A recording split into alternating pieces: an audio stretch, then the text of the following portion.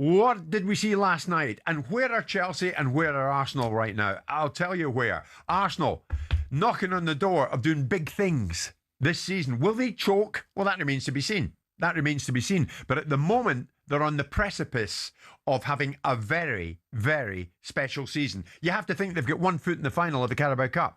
3-2 up on Chelsea. You have to think they'll meet Manchester City at Wembley come that time. You have to think that Arsenal are going to win the league. You have to think that Chelsea are going places, but maybe not as quickly as they'd like to. So where are we at with the two of them? Are Chelsea the paper champions? Are Arsenal the real deal? George, big Chelsea fan. It's been a while. Good morning, George. Where are you, mate? Morning. Not you, Morning, not you right now, but where are Chelsea?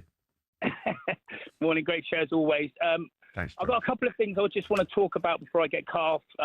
It's like, yes, I do totally agree. Right now, at this moment in time, Arsenal are knocking on the door, and they're a bigger force. And I hate to say this, they are a lot bigger force than Chelsea right now. You know, they're knocking on the door on every tournament out, every competition. They're there. They're top of Europe. They're top of the Prem. You know, they've got one foot in the final of the Carabao. They'll probably go very deep into the FA Cup. Who knows? But you know, and I admit that, and it's horrible to admit. But looking at last night, I didn't go last night, but, you know, I'm going to go on to, I spoke about it last week with you, Simon, about this Liam Rosenior.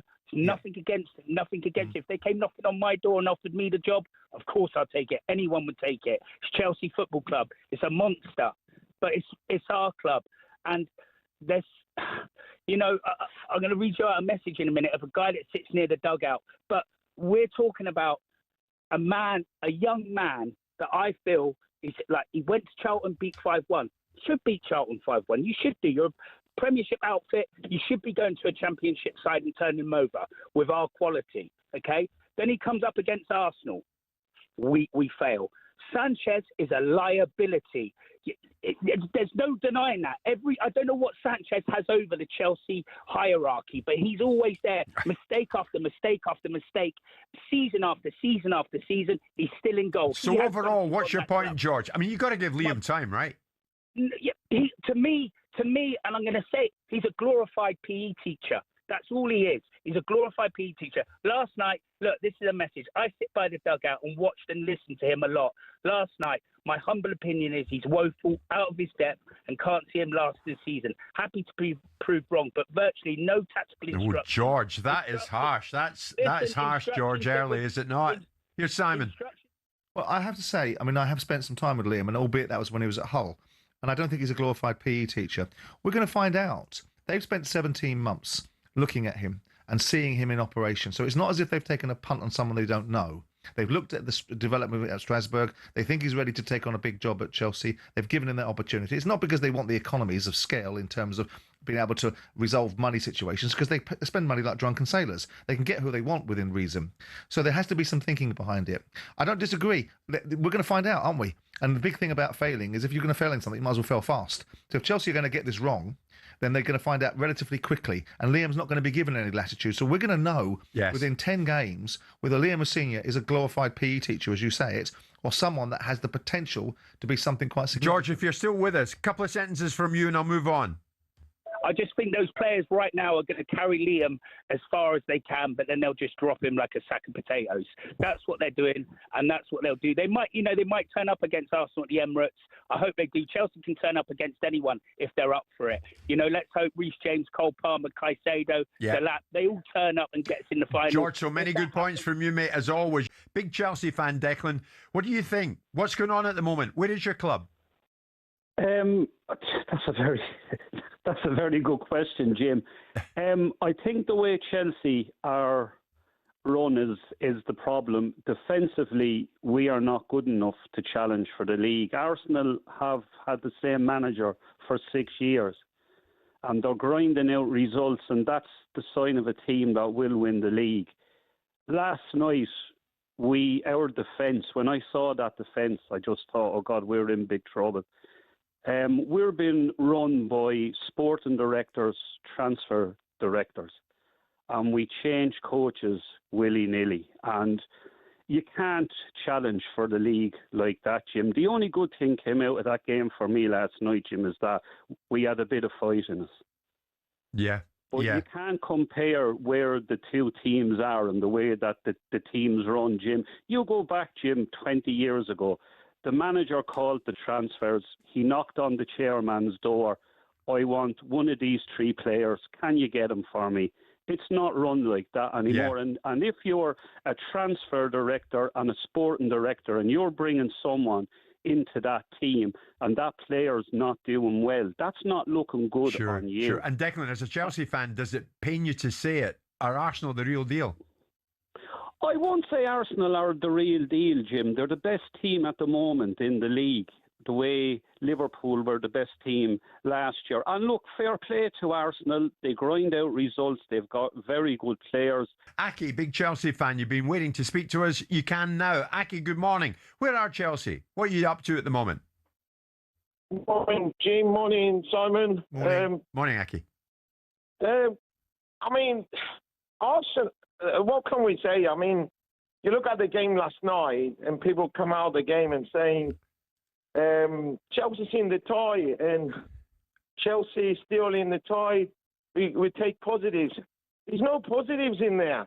Chelsea squad, in contrast with the Arsenal squad, is so far away. Arsenal now, they got two players in each position. Chelsea last night, 4 or 5 players not playing. Reece, Cole Palmer, Caicedo. Yep. You could see the squad. The squad is not there. We changed the manager. The manager comes in. It's tough. Yes. Because he's got to win games. So we spend money, Jim. If we didn't have no money, the Chelsea fans will accept it, and we say we broke. We haven't got no money. So let's see how we do with it with the young players. Let's do with a few small transfers. Let's see how we deal with it. Sure. But we spend money, and the money we spend them on the wrong players. The squad looks so weak. How we could accept this situation? How we'll accept that? So Simon, Aki is one of many Chelsea players who think that for the outlay that they've put down, they should have better players at their disposal. They should have more at their disposal. Yeah, I mean, you've got situations like Mudryk that you can't legislate for. You're going to spend £90 million on a player that fails a drugs test, and all of a sudden there's a problem there. You've got players like Lavia that other people wanted that are injured. Caicedo was out yesterday. You look at Liam Delap. You look at the boy Padro. Chelsea have got the makings of a very good side. Yeah. I just don't think they've got the balance right, and they've spent a lot of money. I think Enzo Fernandez is now becoming a significant player for Chelsea. I always looked at it and thought 110 million quid that they were desperate to spend on this Argentinian captain, Argentinian player that was ultimately, a major godsend for the Portuguese side that sold him. Yeah. I think they're probably about 2 or 3 experienced players away from being a seriously competitive side. So they're a bit away yet. Joe, Chelsea fan, you're a bit away yet, but you concede that, wouldn't you? Yeah, I just want to talk about Stato Dom, spouting out a load of hot air. I mean, look, at the end of the day, they've spent a lot of money and they're just nowhere near good enough, for what they should be. But my main point I want to talk about is Liam Rosenior yesterday. Now, he can tell Sanchez, he's just telling him loads and loads of things about what he wants him to do, but we changed our back four, I think, 4 times. We consistently changed our back four. And Sanchez doesn't know what he's meant to be doing. The players in front of them, their capabilities on the ball. And you look at the Arsenal, that back four, right? Timber, Ben White, Saliba, Gabriel. As soon as Gabriel's fit enough, he plays 90 minutes every game. Yeah. And our biggest problem that I can see week in, week out is we keep changing our back four, and they don't know what they're meant to be doing. Yes, no consistency. No consistency. Sanchez panics.